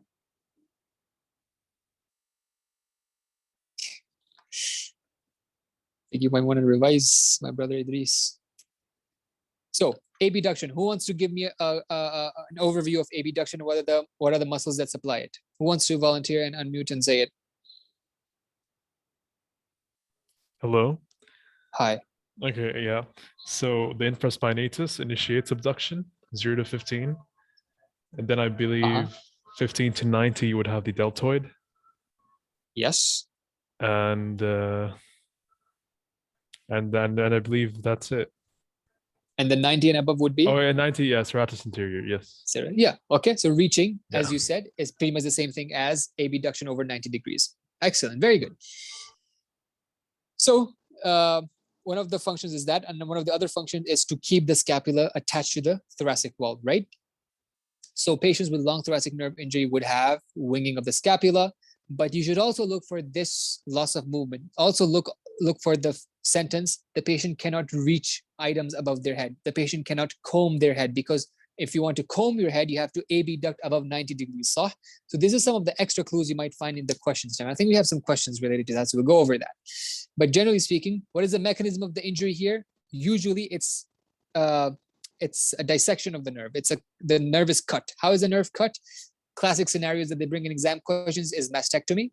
Mastectomy is from mastos, which is breast, and ectomy, which is excision. So mastectomy, which might happen in the case of a lady with breast cancer. Okay, so they might describe a lady with breast cancer, advanced breast cancer, required surgery. A few weeks later, presented to the clinic with winging of the scapula. Your answer is long thoracic nerve, C5, C6, C7, serratus anterior. Okay, another classic thing is the stab wound to the chest, to the lateral chest. So these are some of the basic mechanisms of how a long thoracic nerve could be injured, and this is how you're going to pick that up in your exam questions. Okay, all right. So more on this is how the winging of the scapula looks like. Okay, question: damage to the superior trunk results in which classical presentation?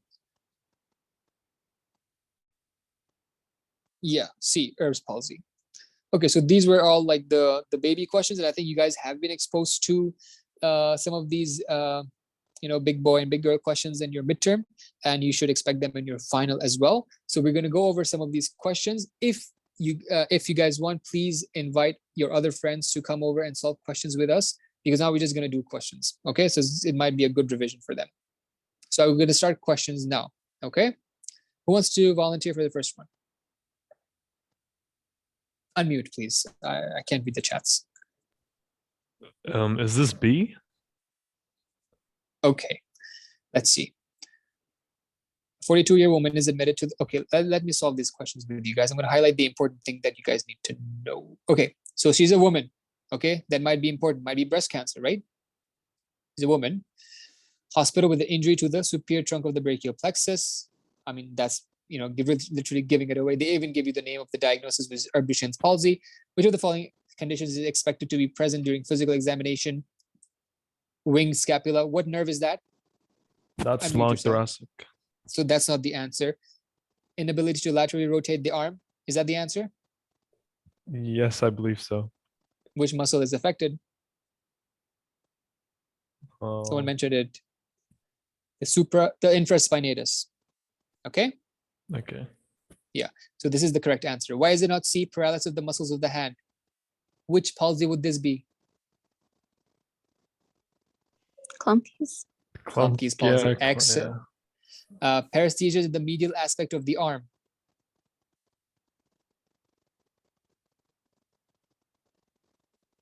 This is the medial cutaneous nerve of the arm, which comes out of the medial cord, if you guys remember from one of the purple branches. So this is not the answer.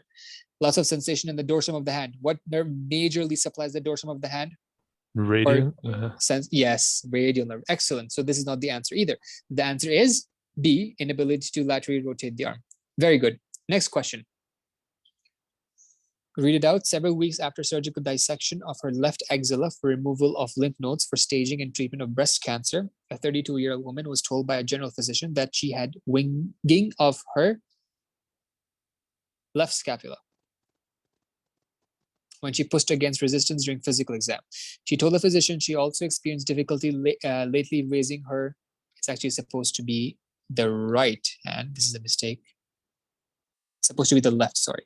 The left arm above her head when she was combing her hair, blah, blah, blah, blah. What was the origin of this nerve? Let me see the chat. C. Anyone wants to? I think it's C. C. Yep. Yes, excellent. Very good. Yeah, you want to explain? Go ahead. No, I mean, it's like we discussed earlier, C5, C6, C7, so Yeah, for the so long C5, thoracic C6. nerve. Exactly. The long thoracic nerve. So you guys, so remember the thing that I told you about this thing? Raising her left arm above her head when she was combing her hair. Just another clue for long thoracic nerve injury. And we know long thoracic nerve is one of the purple branches that originate from the C5, C6, C7 roots of the brachial plexus. And so that is the correct answer. Is the answer clear? I feel like some of the things got a lot of text for a recall question. Yes, that's how they might deviate you. That's way too long. Yes, it is way too long. But you should expect, did you guys get these kind of questions in your midterm?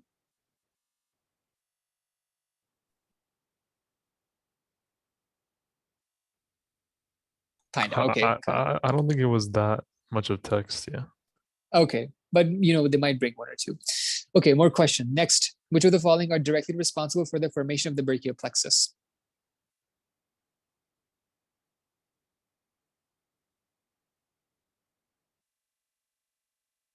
D.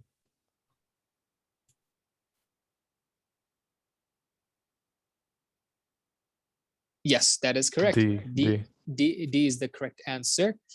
Yes. Remember, we have the spinal nerve roots form the spinal nerve, give off the ventral ramus and a dorsal ramus. Dorsal ramus never forms a plexus. The ventral ramus forms a plexus except for T2 to T11 or T12. Okay, next question. A clinical study is being conducted to look into the feasibility of using the pectoralis minor muscle as a flap for thumb reconstruction in patients who have lost their thenar muscles. While retrieving the muscles in one of the study subjects, the surgeons noticed a section of a blood vessel running immediately deep to it. What parts of the brachial plexus are associated with this blood vessel?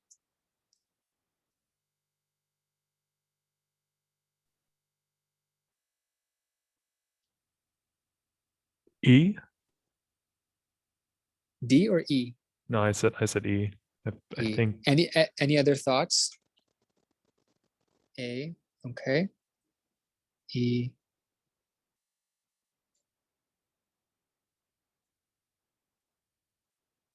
B. C. Oh, we have all the choices. C. Okay. C. D. Oh, mashallah, we have A, B, C, D, E. Excellent. All right. So this means this is a good question. All right, let's read the question together. Okay. A clinical study is being conducted to look at the feasibility of the pectoralis minor muscle, okay, as a flap for thumb reconstruction in patients who have lost their thenar muscles. All of this information is literally, is just a distraction. It's literally nothing but a distraction except for the pectoralis minor muscle part. While retrieving the muscles in one of the study subjects, the surgeons noticed a blood vessel, a section of a blood vessel that's running immediately deep or posterior to the pectoralis minor muscle. What artery is that? What blood vessel is that?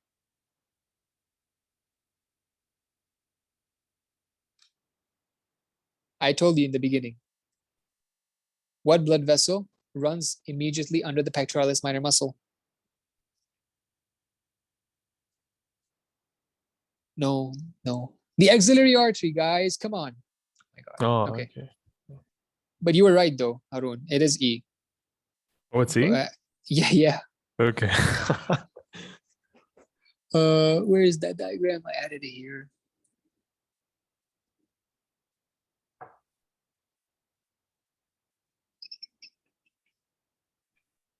Yeah, right here. This is the pectoralis minor muscle. It divides the axillary artery into first, second, and third part. The second part runs just under the pectoralis minor muscle. And what is related to the second part of the axillary artery? What part of the brachial plexus? The cords. So the answer is E. Now, does it make sense for everyone? Those who said A, B, C, D, E? No, E is correct. Those who said A, B, C, D? Is it clear?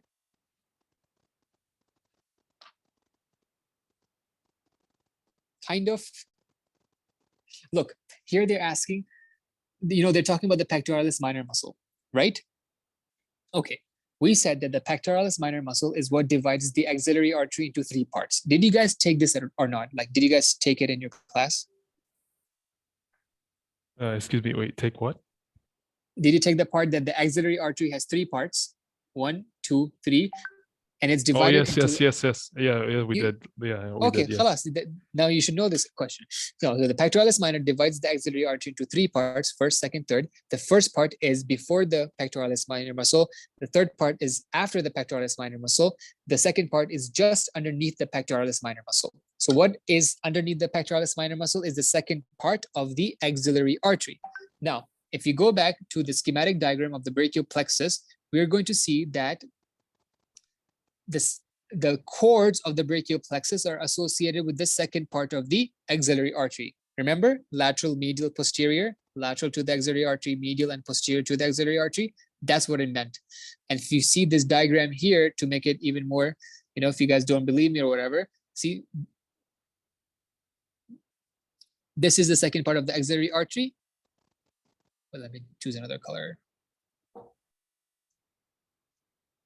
This is the second part of the axillary artery. And guess what these are? These are cords. This is the lateral, this is the medial, and this is the posterior cord. So it's the second part of the axillary artery that are associated with the cords of the brachial plexus. Now, does the question make sense? And the answer? Yes? Asil, what about you? Judy? You can only see the cords and the branch in the cadaver, right? I don't know what cadaver are you guys using, but I honestly don't know what part of what cadaver are you using, so I can't really say. But they're not going to ask you something hard, okay? I had a question. So for the third, you said the third, basically 1, 2, and 3, right? The 3 different namings of the axillary artery. For the third part, do we use the pec major reference or do we use teres major? Because I remember, they say the name change happens when it crosses over teres major. Yeah, the name changes so it becomes the brachial artery then, right? Yes, brachial artery, yeah. Yeah, so we're not talking about the brachial artery, we're talking about the axillary artery. Okay, okay. Yeah. Okay. All right. Is this question clear now? Yes, okay, next question. An 8-year-old male is being evaluated for an upper limb deformity. Complete history was taken from the patient's parents, which was subsequently followed by a thorough physical exam. The astute pediatrician identifies the deformity and orders a chest radiograph. Shown below, abnormality is labeled with a red arrow, which confirms her suspicions of a cervical rib. What is the most likely clinical presentation of this child?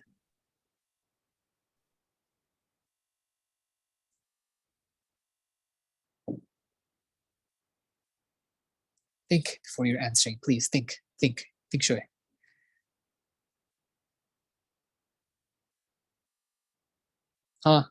Harun, what do you think? I'm thinking. Okay. Just give me So Maria says A. Naeem says C. Any more answers? I feel like I'm having trouble understanding the question, actually. Okay. E. Okay.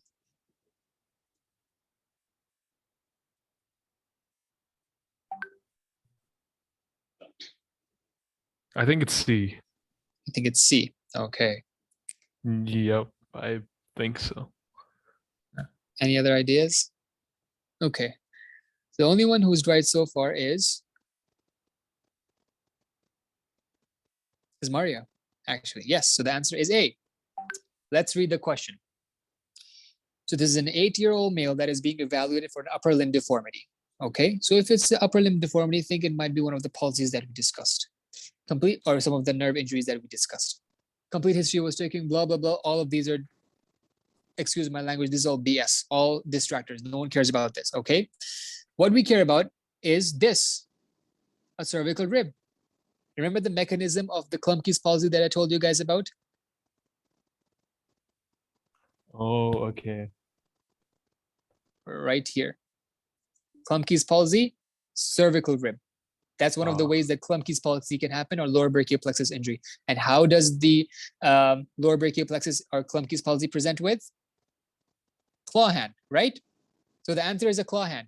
Now, is it a right or left claw hand? I don't think they'll go into these details. I just put this question as, just to challenge you guys. But is it right or left depends on your ability to read a chest X-ray. Remember, where does the heart point in a normal person? To the left side, right?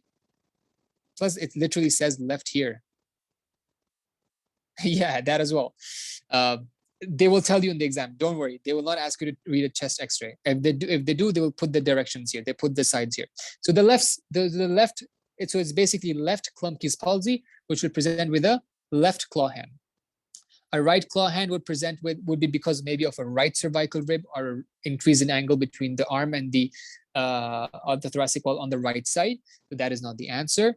Left scapular winging, a lot of you answered C, because why is it not C? Because scapular winging is with the long thoracic nerve, and this is cervical rib doesn't cause compression of the long thoracic nerve.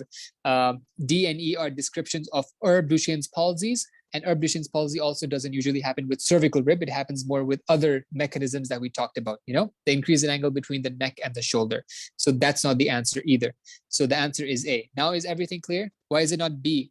Because the left side has the cervical rib. Look, it says the abnormality is labeled with red arrows. The red arrows are on the left side. If you look at the bottom of the image, it says left. So it's on the left side. I don't think they'll go into these details in your exam, but no, the main objective of this question is to tell you the fact that cervical rib can cause a Klumpke's palsy, which presents with the claw hand. Okay, clear? Okay. Any questions? Let me see the chat. The extra rib doesn't come in. No, usually it might come as one rib. Okay. Okay, next question. A 29-year-old man is rushed to the ER after falling while horseback riding at a local equestrian club. Mild to moderate pain in his left shoulder and a small laceration on his right knee. Analgesics were administered and the knee was cleaned and dressed. The man was discharged home on pain medications. A week later, he visits the ER again, complaining of being unable to flex his left forearm. Physical exam reveals that his left arm was adducted and internally rotated, and his left forearm was in fixed pronation, which of the following was most likely injured during his fall a week ago?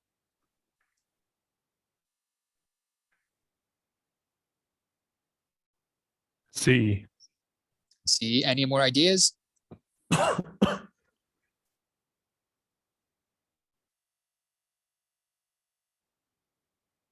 Give the rest of the guys maybe 10 seconds to figure out an answer, and then we'll go on to the explanation.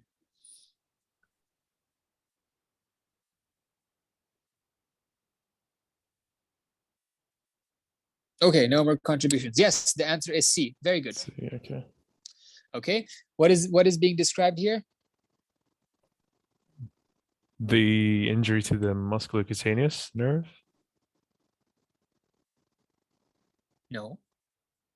Oh, Yes, that's part of it, but not entirely. It's Urooj palsy. Oh, yeah. Urooj, yeah. Unable to flex, is adducted, internally rotated, pronated. If he's unable to flex, which means it's probably extended. And so all these four things make Urooj palsy, which is because of damage to the upper brachial plexus, which is C5, C6 brachial plexus roots and or the superior trunk. And this is why this is the answer. Now, as I said, the C5, C6 brachial plexus roots is the same thing as C5, C6 ventral rami. Okay, the answer is not B because this is C5 and C6 roots of the spinal nerve. Remember, the roots of the spinal nerve does not form the plexus. It's the ventral rami of the spinal nerve that forms the plexus. Okay, so the answer can never be B because the spinal nerve roots don't form a plexus. It's the rami, the ventral rami that forms the plexus. So these are the ventral and dorsal roots.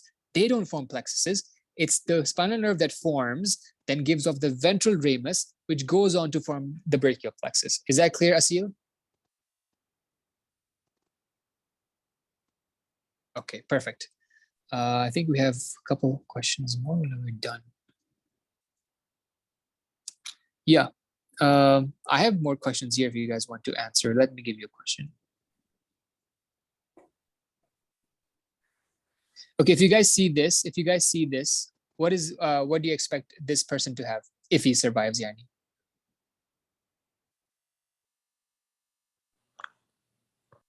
Urooj palsy. Excellent. Very good. I'll send you guys this file. It has some of the questions. Okay, let me see what other questions can you guys quickly solve before you guys start the next lecture. Okay.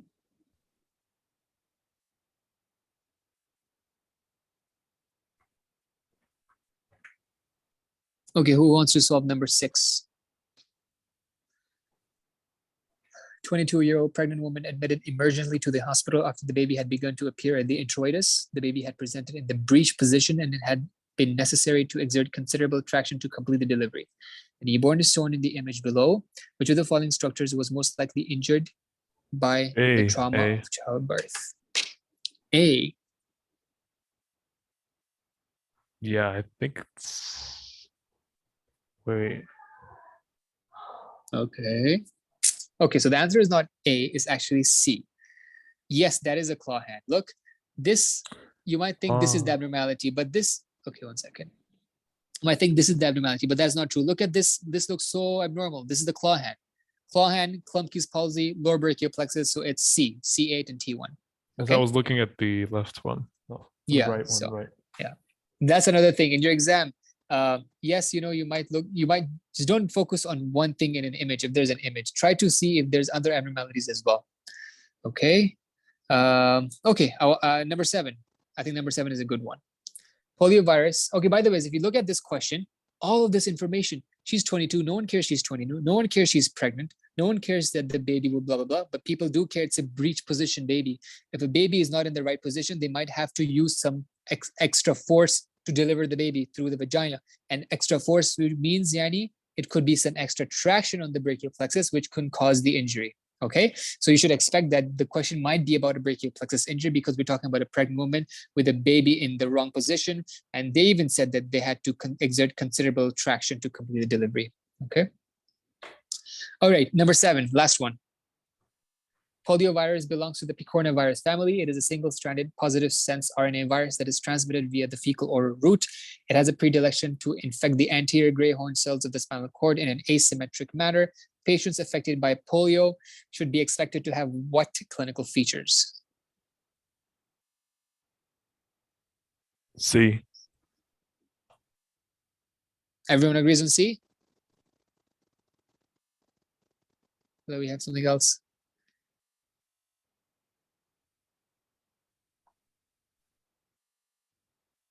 I'll wait for one more answer, and then I'll explain and then finish it off. Naeem, I think it's A. I think it's A. I think I it's think A. it's A. Okay, Harun says it's A. Maria says it's A. Naeem, Yeah. DOD says it's C. Asil says it's C. What do you think, Idris? Judy, what do you guys think? If you're there, Yani.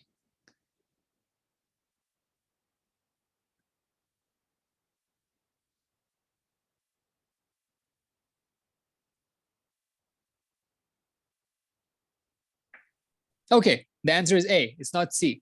Okay. Polio, yes, it is the iron lung disease, but that's not the important thing right now. Okay, look, so many distracting information. You're gonna learn about the polio virus in your second year. No one cares about the polio virus right now. The important information that you need to care about is what? The polio virus likes to infect the anterior gray horn cells of the spinal cord. That's it, actually. You don't even need to know if it's asymmetric or symmetric. No one cares about that. But the important clue is what? The anterior gray horn cells of the spinal cord. What lies in the anterior gray horn cells of the spinal cord? The cell bodies of the motor neurons. Okay, so if motor neurons are affected, they're going to affect what? The muscles. The muscles will not be able to contract, and so the patients will get what? Paralysis. Right? Now, why is it not C? Why don't they lose sensations? Because the poliovirus does not infect the dorsal root ganglion or the posterior horn of the spinal cord, which has the sensory fibers. You go back and look at the spinal cord really quickly. Look, this is the anterior gray horn, which has all the motor fibers, right? Remember the ventral root is motor? And the poliovirus infects this area of the spinal cord, the anterior gray horn. It does not affect the dorsal root ganglion. It does not affect the posterior gray horn. It affects it here. So the sensations will be perfectly intact because this part is functioning fine at the back, but in the front, the anterior gray horn is affected. And so the person will have paralysis. Now, no one cares if you know what is meant by flaccid or whatever. As long as it says paralysis, choose that answer. But you cannot choose C because it has loss of sensations. That is a wrong answer. Obviously, B is not correct because it's basically sensations. So sensations, as we said, are intact because the posterior horn and the dorsal root ganglion is working fine. Paresthesia is also abnormal feeling of sensation. And we said sensation are working perfectly fine with the polio infection. Okay, is this clear? Yep. Flaccid means like, again, you learned this in your second year. Flaccid means just floppy. Is this clear? Everything clear? Any questions so far? Ask me anything you guys want, and then we'll finish, okay? Perfect. So you guys should be able to solve every single question that comes on the exam on brachial plexus. I mean, I wouldn't know if you guys got it right or wrong, but I hope that you guys No, get it it right. Inshallah. definitely. This helped a lot. Excellent. Perfect. So if you have any questions, you can email me, you can text me. This is my email and text. I'll send you guys the questions, the question bank for the brachial plexus, so you guys can practice more. Okay. Good Thank luck, you. guys. Take Thank you care. so much. You're very welcome. You're very welcome.